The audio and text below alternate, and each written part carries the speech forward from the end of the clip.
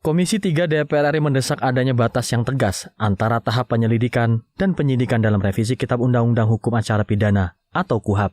Meski kedua tahap itu sudah berbeda secara terminologi, anggota Komisi 3 DPR RI Safarudin melihat situasi ini masih menimbulkan kesalahpahaman aparat penegak hukum.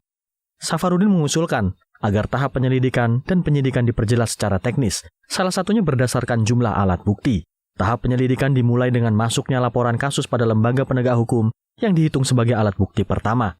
Jika dalam waktu 1 kali 24 jam ditemukan bukti tambahan, maka kasus itu akan masuk ke tahap penyidikan. Dengan kata lain, penetapan tersangka harus disertai 2 alat bukti kuat dari tahap penyelidikan dan penyidikan.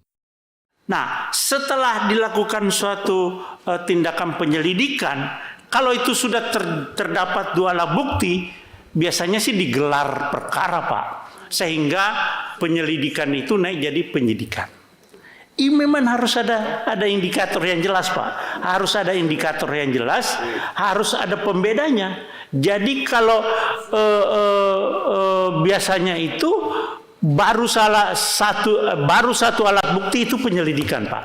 Dan dia bisa naik jadi penyidikan ketika ada tambahan alat bukti. Jadi minimal 2 alat bukti yang sah. Safarudin berharap pembatasan yang jelas akan meminimalisir terjadinya penetapan tersangka terburu-buru tanpa bukti kuat. Sebab seringkali ditemukan oknum aparat penegak hukum yang langsung menetapkan tersangka hanya berdasarkan 1 alat bukti karena belum jelasnya batasan tahap penyelidikan dan penyidikan. Ken Suwari, TVR Parlemen melaporkan.